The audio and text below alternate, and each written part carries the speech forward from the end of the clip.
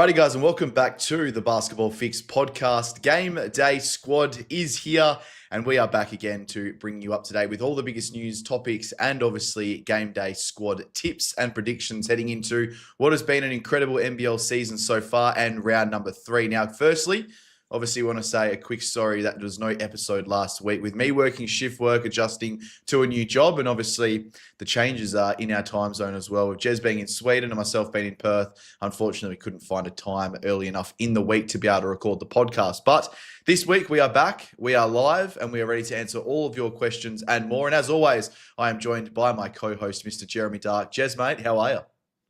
I'm good, mate. It's been a couple of big weeks. Oi, smash my microphone. It's the first thing I do. Been a couple of big weeks of NBL, man. It's exciting. There's storylines galore already. Some really hot imports. Mate, Cotton goes off in his first game for Adelaide. You must have loved that. Would have been better if he put 40 up against Perth in his first game, but, guess Brisbane will do. Yeah, it was a tough watch, to be honest with you, mate. It was a good watch, but yeah, it was still a tough watch. I think, part of me still enjoys the fact of him being in the NBL and still chasing down records and everything like that as well. But I was disappointed that he's not a Perth player. But again, we leave that in the past and we move on there as well. But what more can you do? Exactly, we can't really do too much now. I think we'll start this episode. Today. Yeah, 100%. But I think we'll start this episode off with a little bit of injury news. I think it's the best way to go about this. Now, obviously, as we know, there is going to be a lot of stuff going on, and we got the questions that will sort of feed into the show as we go along. But a bit of a meaningless plug, I guess you can say here. But if you head over to Fox Sport, where I'm doing a little bit of work as well, we've been compiling a list of injured players. Now, we are the only platform in the NBL right now doing this, right? We are reaching out to clubs and finding all the latest injury news and delivering it to you guys as well. So anyone who's playing Game Day Squad, go and check this out. Now, I'm going to go through a couple of the big ones. I'm not going to go through every single injury because there's no point going through every single one of them because they're not necessarily game day relevant. But the ones that are game day relevant are a couple of Brisbane Bullets. So we've got Sam McDaniel, who went down with an ankle, and also Javon Freeman-Liberty. Now, they're both going to be day-to-day prospects heading into round number 3.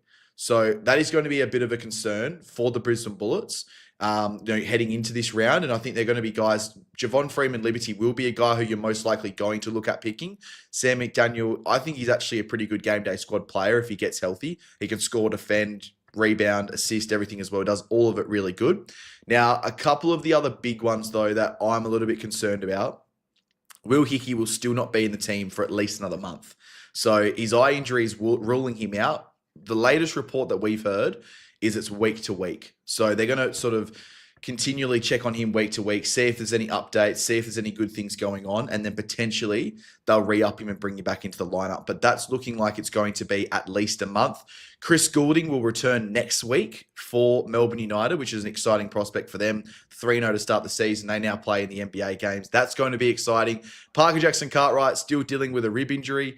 Again, he's a guy who you can be a little bit wary of. He's still going to be playing sore. He should be having some time off, but isn't at the moment.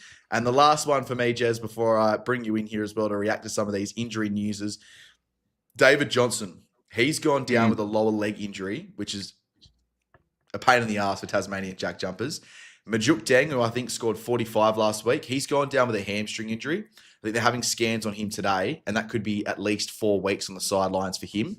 So that's going to be another one for them. And Josh Bannon's dealing with a wrist injury, which he sustained in that game also on the weekend against the Illawarra Hawks. So plenty of injury news, mate. And again, while some of the names might not necessarily be big Game Day Squad players, they're going to be guys who you may have higher rarities of cards, like I do, like a Josh Bannon. I got a diamond Josh Bannon, who I might be without for a couple of weeks. What are your thoughts on some of these injuries?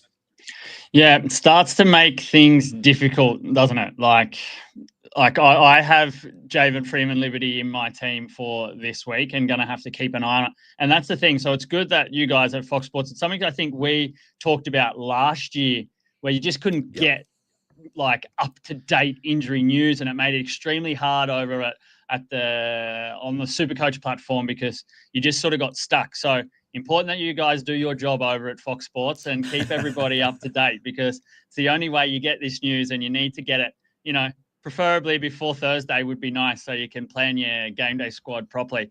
But yeah, sucks for Brisbane, sucks for Tassie. Like, yeah, outside of even game day, having those guys out. But yeah, it's gonna be tough. And yeah, just make sure you keep us all up to date, Josh.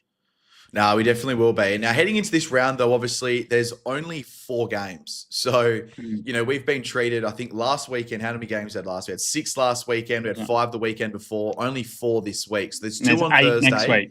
Yeah, that's the big week. So, 2 on Thursday and 2 on Saturday. So, obviously, Friday night and I think Sunday night, I believe are the NBA games with New Orleans Pelicans taking on the Melbourne United and Southeast Melbourne Phoenix. That's very, very exciting for the NBL. The prospect of that, it's going to be crazy. All right. If you're in Melbourne, go buy tickets. If you want to go buy tickets, because that is going to be an extraordinary event.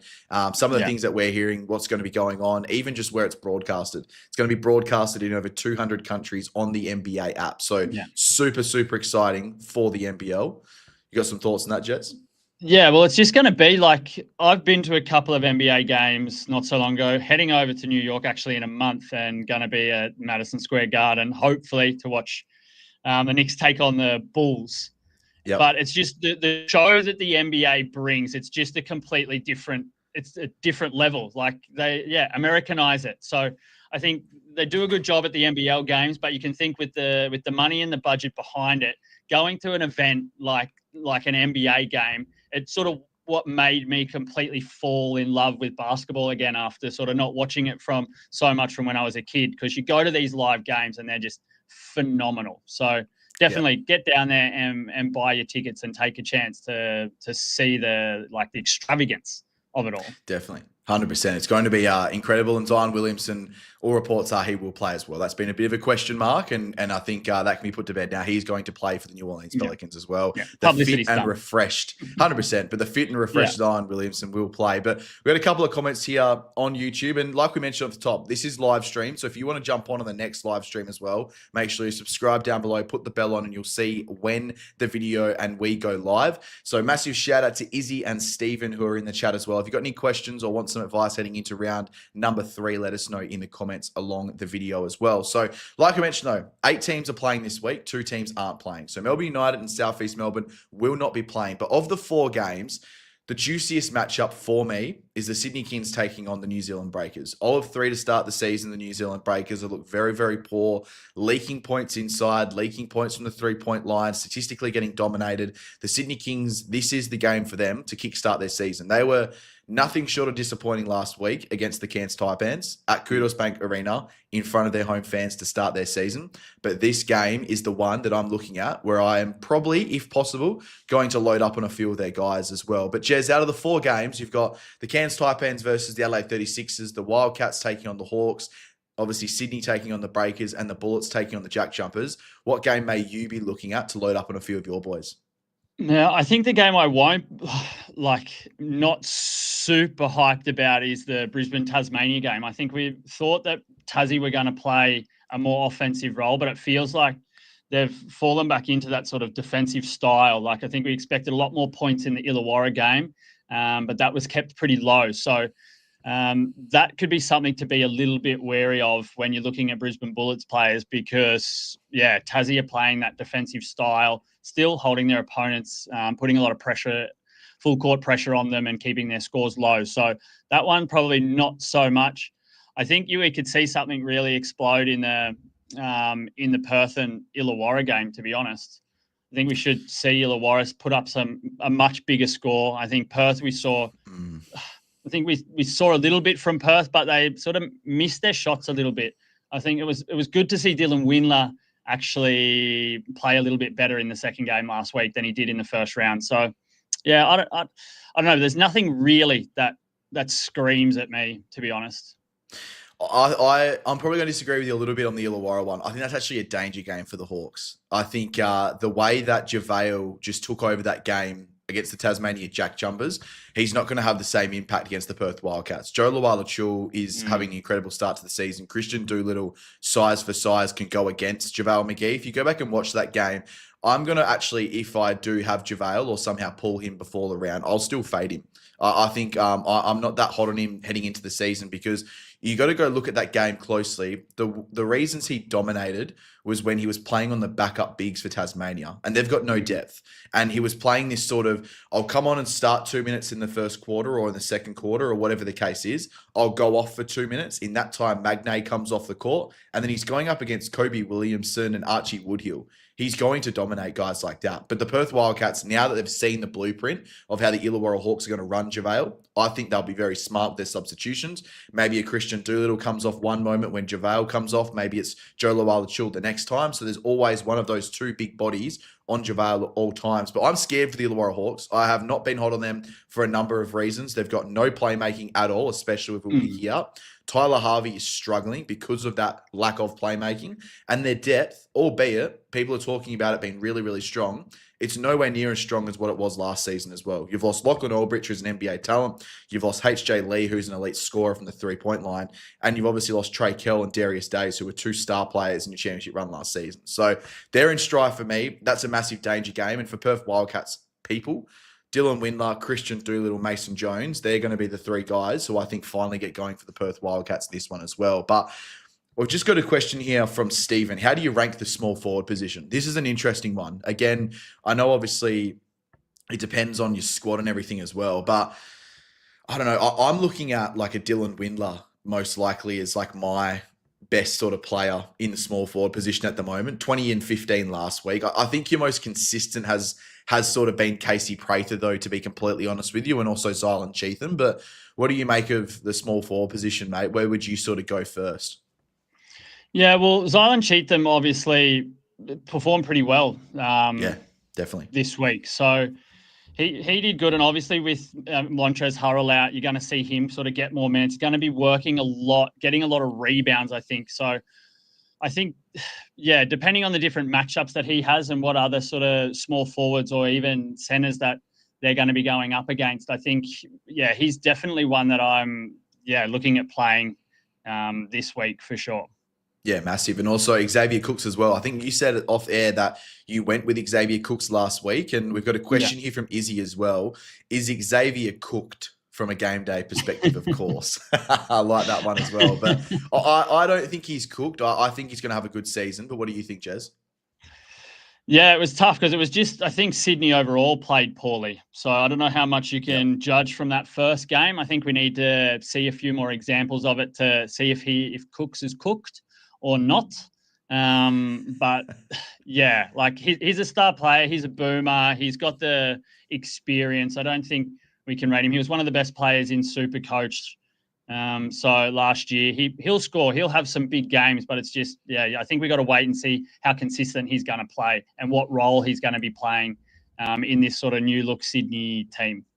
Yeah, I think that's definitely the case. 18 points last week, Izzy. I don't think we'll see that again. I think Kendrick Davis will kick into gear again. He only had 2 assists last week, so that's a shocker in itself. He's going to be a guy who bounces back. The whole team will bounce back. They're early signs, early days, albeit I'm not that hot on them, but I think they're still going to be a relatively good team heading into NBL 26. But Jez, let's bring our squads up on the screen here. I'm not sure. It's going to kick to you straight away. So run us through your team. Now, you've been playing the Starter League, I do believe. So you've got a pretty good little squad there from all I can see. You got Parker Jackson Cartwright, Dylan Windler, JaVale McGee, Jack McVeigh, and Javon Freeman-Liberty. So why have you sort of chosen these guys heading into round number 3? At the moment, with the cards that I've got, what I'm sort of looking at mostly is who's been performing well and who's been performing most consistently. More than matchups until you can sort of build up a proper deck where you have players to choose from almost. Yep. So I got lucky this week opening some packs and picked up McGee and McVeigh. So I went straight in with them. I think Jack McVeigh is showing that he's going to be the guy in Cairns, even performing sort of above what I think everybody expected. He's one of these all-round players. Like there was a game where he had, was it 19, 9 and 9? So they're the types of players that you want to have that are picking up points over all the categories, especially I think assists and steals. So McVeigh's definitely there. McGee, I think, if he's scoring 76 in his first game, I think you got to give him a shot, even if he gets restricted on the scoring end. 100%. Hopefully he's still going to be there picking up some blocks and steals and stuff. I want to try and bring up exactly his stats, but it doesn't seem to be working so well when I'm sharing my screen. But yeah, I think it was 32 he also points had a and stack 13 of, rebounds. trying to think, he had two steals, 2 assists, 3 blocks. So if he can get a bit of that action playing up against some of the bench players for Perth this week, he doesn't have to score 76, but I think if you're getting around sort of 50, 60, you're still in good shape. Javon Freeman Liberty's been probably one of the most consistent guys, but as I said, I'll be waiting and watching Fox Sports News to make sure that he's going to play before this week. And then Parker Jackson Cartwright had one big game, was a little bit off last week, but I just felt, I think you still got to trust in PJC because he should be scoring a little bit higher. And then Dylan Windler, like I said, had a really good performance last weekend compared to the last one, a 62, started to hit some threes. Perth will find their rhythm, and I think he's a big part of their offense and can do it all and pick up rebounds as well. So that's the starting 5. And then, also expecting a good matchup with Christian Doolittle coming up against Illawarra. So I think Doolittle, but not game day wise, but it was impressive to see what Doolittle did against Parker Jackson Cartwright. Like 2 guys, completely different sizes, and Doolittle had no problem going with him and sort of shut him down very well. Hence his score of 36 last week instead. So that was really impressive. Cheatham we talked about. Jalen Adams has been sort of also missed a few shots, was a bit poor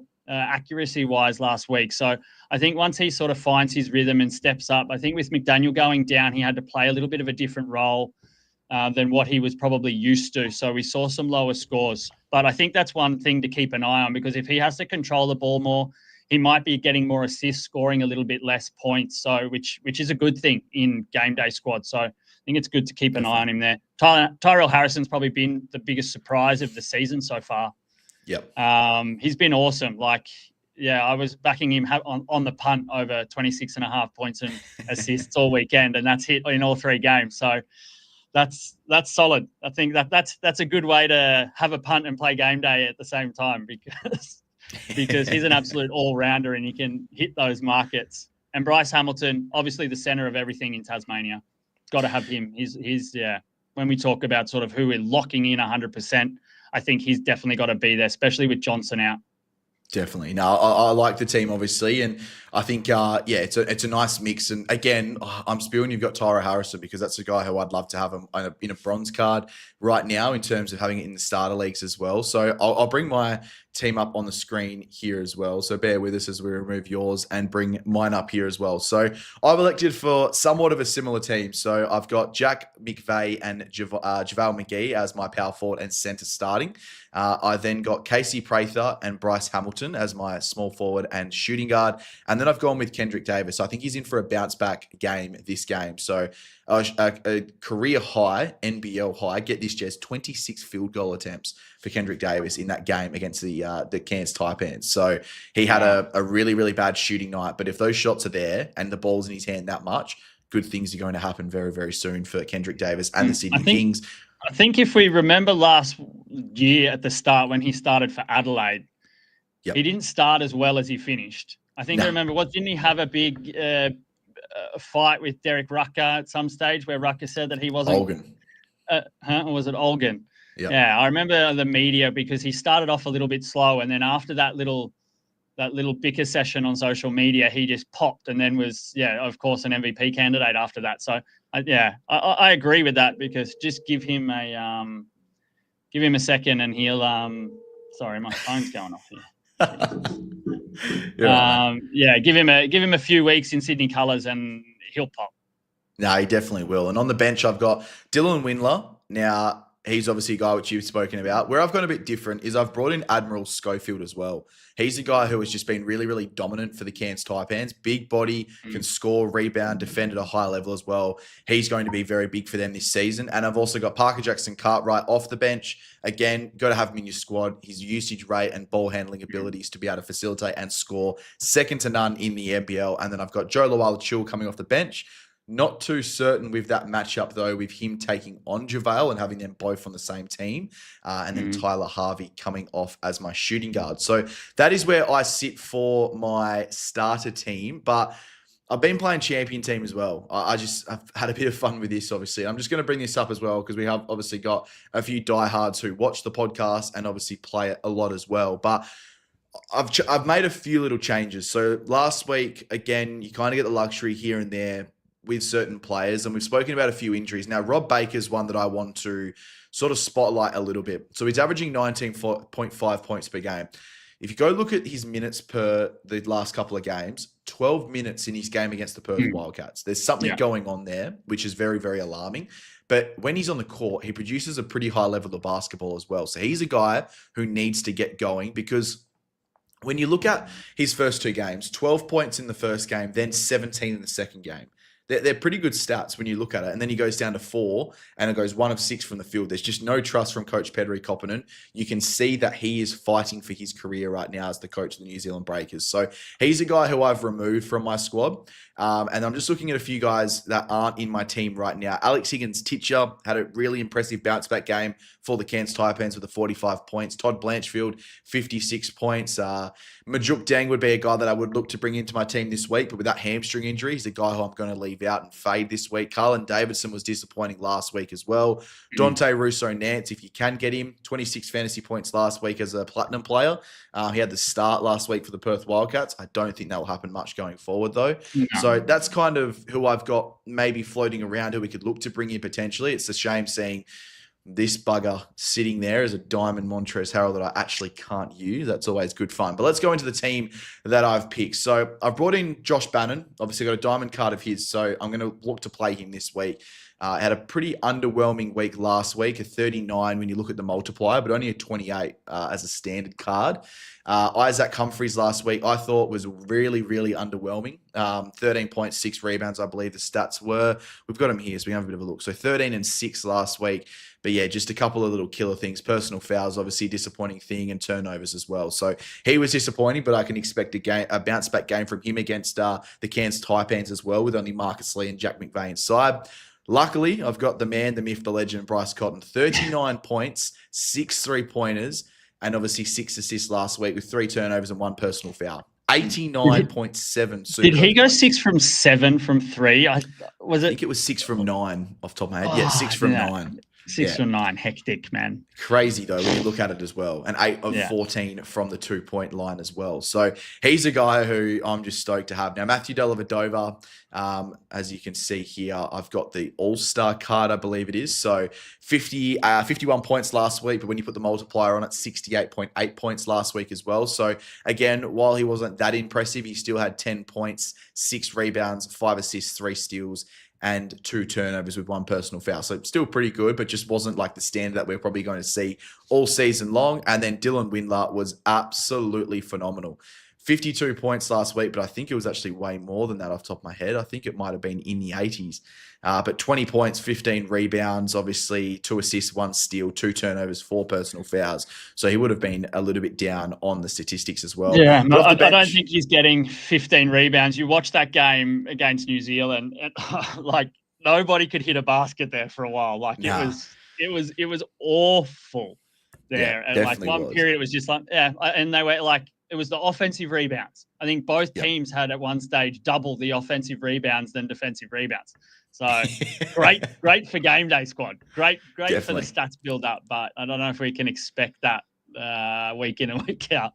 No, I don't think we can either as well. And then on the bench, I'll have to make a slight little adjustment there as well. But I've got Casey Prather, Mason Peatling, Parker Jackson Cartwright, Tyrell Harrison, and I'm going to have to make a little change here. This is the problem, though. I just don't have anyone. Like Bull Qual, I do not trust. But once again, we're going to have to play Bull Qual in the team there over Milton Doyle, just because that is how it has to be. So that will be my Champion League team, I guess you can say, heading into the round. And I guess we'll end this off quickly. And if you've got any questions, start throwing them in the chat as well. But let's go through our ranks in a second as well, Jez, if you can get yours up. But for some reason, I got a few packs this week. I don't know why, but I do. So we'll open these up on the chat whilst we're waiting for Jez to get his scores up and his leaderboards up as well, and I'll grab mine up. But yeah, obviously just looking for some decent players here. Silver card, Silver Nick Marshall, been pretty good to start the season, must be said, off the bench for the Tasmania Jack Jumpers. And with their injuries, he could play a little bit more minutes coming up as well. Now the rare player pack here, what do we got? Little gold card, gold Akechalia. Now he's going to be out for some time. I don't think the actual reason has been announced just yet, but I'm not going to be the person to break it on a live stream. But just he won't be playing for quite a while with some personal problems. And then the last one here, I think this means platinum. That was flashy. I think that's platinum. I think it's platinum or I think it's platinum. Oh, that's not platinum, boy. That's diamond. Oh, wow. All right, there's instant change into the squad heading into round 3. So let me just go readjust that quickly. All right. So Josh Bannon will actually be moved to the bench, I would imagine, but I might have to do this a bit later as it looks like it's just lagging out a little bit here, which it is. So we'll fix that up later on in the show. But that's I think it's glitched out because it's like, That's holy shit, massive. we gave him the wrong card. All right. But yeah, we'll definitely take that. Jack McVeigh. I will post my teams as I always do on my Twitter account, but he'll be definitely going into the squad for round number 3. It's actually annoying I can't get it in there. But Jez, it looks like you've got your leaderboard up there. Let's flip over to your screen here and have a bit of a look. So where did you finish last week? So like you mentioned, you've been playing Starter League. Yeah, so I'm not getting anything loading at the moment. I think we're having problems while we're live streaming it up because I'm also having some issues with anything. But after week 1, I finished 45th after week 1. But I believe I had a pretty bad week last week because I had Carlin Davison, who actually had -4 points. And then I had Cooks with only 18 and Brockington, who also only scored 18. So that sort of busted me up a little bit. Now I think I dropped out to, I want to say somewhere around like 125th or 45th or something like that. Hit the reset, mate, and it should actually come up. I've just brought mine up now, so I'm going to go through. Yeah, there we go. Quickly and do mine, and then we'll jump onto yours. So in the Starter League, I'm currently sitting 80th. That was after round 2, I believe. I think round 1 I was a little bit higher. Obviously, we get to... No, I was not anywhere close to being higher. I was actually worse off. So 88 and 80 are my 2 rounds first in the Starters League.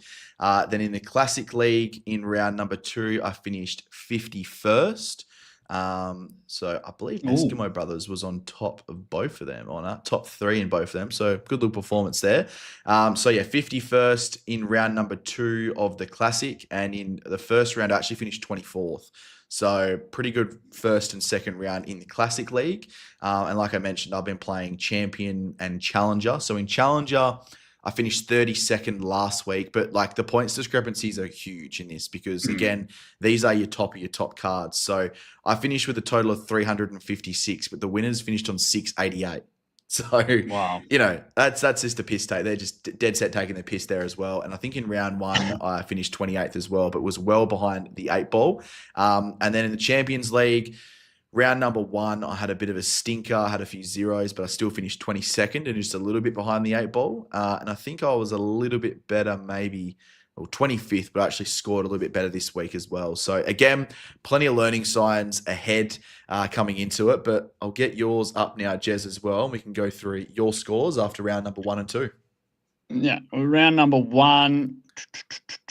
Yeah, I finished 45th with 417 points. Yep. So it must have been pretty close to, you finished 24th, huh? Yeah. So it must have been pretty close there. And then in round number 2, I bombed with just 368 points. 154th I finished total.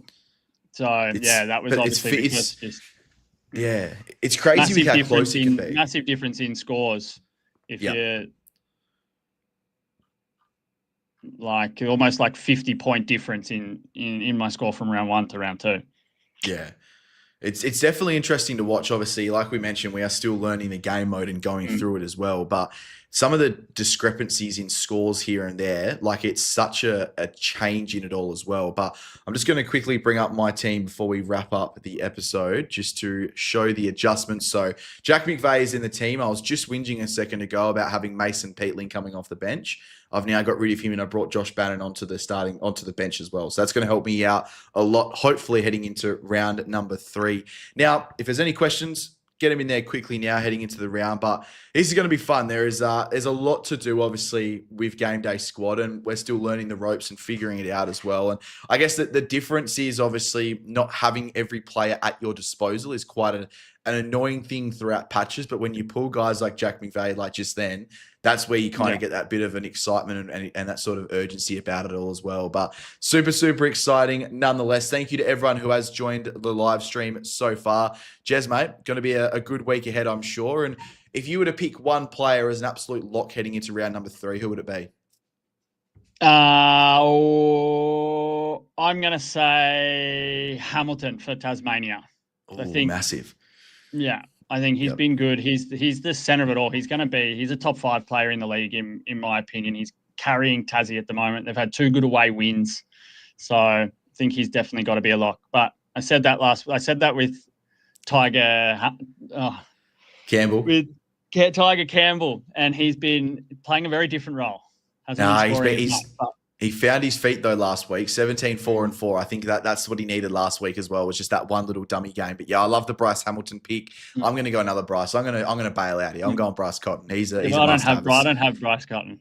Yeah, well, it's very easy. I think, with him against the Cairns Taipans, he's going to be going up against Rain Smith or Andrew Andrews. And Andrew Andrews has been good, but he's been cramping up because he's just arrived in the country and he's played 2 games in 3 weeks, 2 games in 3 days, I should say, after landing in the country. So that's a matchup that I am licking my absolute lips on Thursday night. First game of the round, Bryce Cotton taking on the Cairns Taipans. But nonetheless, though, it is going to be an incredible round of NBL basketball. We really appreciate everyone jumping on the live stream. Make sure, though, the next time that we do a live stream, you're here. It'll be 4 p.m. Western Standard Time, WA time, or 6 p.m. Melbourne time going forward, roughly, give or take maybe 10 to 15 minutes here and there. But until next time, though, this has been GameDay Squad presented by the Basketball Fix, and we hope you've gotten your basketball fix.